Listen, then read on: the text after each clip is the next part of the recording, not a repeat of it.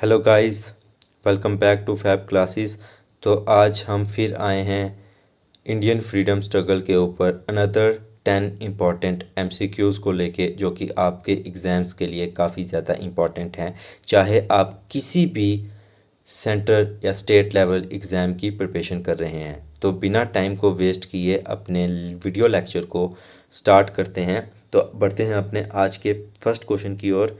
Which of the following treaties brought an end to the independent existence of Peshwa Bajirao second. तो ऐसी कौन सी treaty थी जिसने पेशवा बाजीराव सेकंड की, जिसे कहते हैं ना, इंडिपेंडेंस को ख़त्म कर दिया था। तो इसका राइट आंसर आएगा ट्रीटी ऑफ पैसिन। आप मुझे बताएंगे कि पेशवा बाजीराव सेकंड के बेटे कौन थे, ठीक है ना, कमेंट सेक्शन में बताना। ओके, क्वेश्चन नंबर सेकंड की ओर बढ़ते हैं। Who among the following was the bitterest enemy of the British during the revolt of 1857? तो जब रिवॉल्ट ऑफ 1857 हुआ तो जिसने सबसे ज़्यादा, जिसे कहते हैं ना कि मतलब नाक में दम करके रखा ब्रिटिश के, तो वो कौन सा, जिसे कहते हैं ना, एनिमी था ब्रिटिश का। तो इसका राइट आंसर आएगा सी, मौलवी अहमदुल्ला शाह, ठीक है ना। तो इसका राइट आंसर है सी। इन्होंने काफ़ी ज़्यादा तंग करके रखा था ब्रिटिश को। तो क्वेश्चन नंबर 3 है, with reference to the revolt of 1857 who among the following was betrayed by a friend, captured and put to death by the British. तो 1857 के रिवॉल्ट के टाइम पर ऐसा कौन था जिसको उसी के दोस्त ने धोखा दिया और जिसको बाद में फिर ब्रिटिशर्स ने पकड़ा और मार भी दिया। तो देखिए इसका राइट आंसर आएगा बी, तात्या टोपे।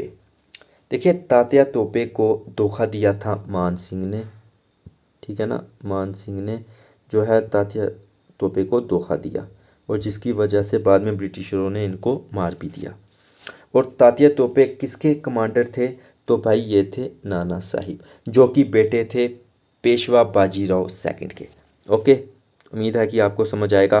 जो कंवर सिंह थे, ये जो थे बिहार से वो कर रहे थे, ठीक है ना, लड़ रहे थे बिहार से। और मंगल पांडे तो थे जिन्होंने स्पाई मिलिट्री स्टार्ट की थी। ओके, तो आगे बढ़ते हैं क्वेश्चन नंबर 4 की ओर। Which of the following national leaders did not defend soldiers of the Indian National Army in the 1945 case dealing with their trial? तो ऐसे कौन से लीडर थे जिन्होंने इंडियन नेशनल आर्मी, जिसके फाउंडर कौन थे, मोहन सिंह, उसको डिफेंड नहीं किया था 1945 में, ठीक है ना, उनके ट्रायल्स के साथ। तो इसका राइट आंसर आएगा बी, राजा गोपाला आचारी, ठीक है ना। तो ये क्वेश्चन सभी जो हैं बहुत ज़्यादा इंपॉर्टेंट हैं, तो आप याद रखिए।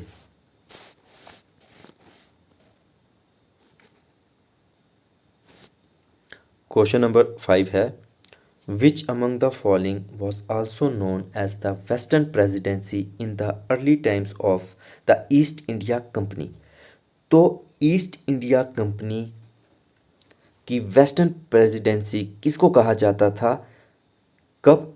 जब वो अभी उन्होंने इतना अपने आप को इस्टेब्लिश्ड नहीं किया हुआ था, बट अभी वो अपनी पैंट ही जमा रहे थे, ठीक है ना।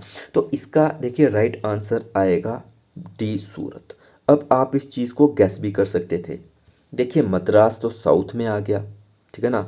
कलकत्ता तो भाई ईस्ट साइड में आ गया, ठीक है ना, ये साउथ में आ गया, ये ईस्ट में आ गया। अच्छा, बॉम्बे जो है ये काइंड ऑफ वेस्ट में है, लेकिन आपको पता होगा कि ब्रिटिशर्स ने अपनी सबसे पहली फैक्ट्री जो है वो सूरत में ही, जिसे क्या है ना, इस्टेब्लिश की थी। तो इस वजह से यही थी western presidency British East India Company की अर्ली टाइम्स में। तो क्वेश्चन नंबर 6 की ओर बढ़ते हैं। द ट्रिम्पंथ saying of attack to Cuttack was most closely related to which of the following? तो देखिए ये जो जिसे ना कहावत या जिसे ये स्लोगन आप कह सकते हैं कि अटैक टू कटक, ये किसके साथ एसोसिएटेड है? तो इसका जी राइट आंसर आएगा ए मराठास। ठीक है ना, इन्होंने ही ये जो है गुहार लगाई थी। ओके, इन्होंने ही बोला था अटैक टू कटक। तो क्वेश्चन नंबर 7 है, who of the following said the Simon commission report should be thrown on a heap of rubbish? तो जिसे कहते हैं ना, ये स्टेटमेंट किसका था कि साइमन कमीशन को, जिसे कहते हैं ना कि इसको फेंक दो, किस पर? सीधी बात है कि ये बिल्कुल बेकार है। अब हीप ऑफ रबिश का मतलब होता है कि जैसे गंदगी के पछवाड़े पर, तो मतलब आप उस चीज़ को रहने दो, मतलब ये कहावत थी। तो इसका राइट आंसर है शिवा स्वामी अय्यर। ठीक है ना, तो ये जो स्टेटमेंट्स वाले क्वेश्चन होते हैं बहुत ज़्यादा इंपॉर्टेंट होते हैं कि ये किस लीडर ने कौन सी स्टेटमेंट दी है, तो ये ना आपको बिल्कुल ही याद रखनी है। तो इसका राइट आंसर बी है। तो क्वेश्चन नंबर 8 की ओर बढ़ते हैं, which of the following movements immediately followed the partition of Bengal? तो जैसे ही पार्टीशन ऑफ बंगाल हुआ था तो उसके इमिडिएटली बाद कौन सी मूवमेंट जिसे क्या है ना लॉन्च की गई थी? तो इसका राइट आंसर आएगा ए स्वदेशी मूवमेंट 1905 टू 1906 भी आप कह सकते हैं। ठीक है ना, बस इतना याद रखना कि इमीडिएटली पार्टीशन ऑफ बंगाल के बाद यही लॉन्च हुई थी। Okay, the Poona pact 1932 was an agreement between which of the following groups? तो देखिए जो पूना पैक्ट था वो किन दो पार्टीज या एंटिटीज के बीच में हुआ था? तो इसका राइट आंसर आएगा बी गांधी एंड अंबेडकर। यह मैंने क्वेश्चन पहले भी डिस्कस किया हुआ है, तो इस पर अपना फर्दर टाइम वेस्ट नहीं करेंगे। क्वेश्चन नंबर 10 की ओर बढ़ते हैं, which day was declared as direct action day by the Muslim League? तो मुस्लिम लीग ने कौन से दिन को डायरेक्ट एक्शन डे जिसे है ना डिक्लेयर किया था? तो इसका राइट आंसर आएगा बी 16 अगस्त 1946। ठीक है ना, इस डे को उन्होंने डायरेक्ट एक्शन डे डिक्लेयर किया था।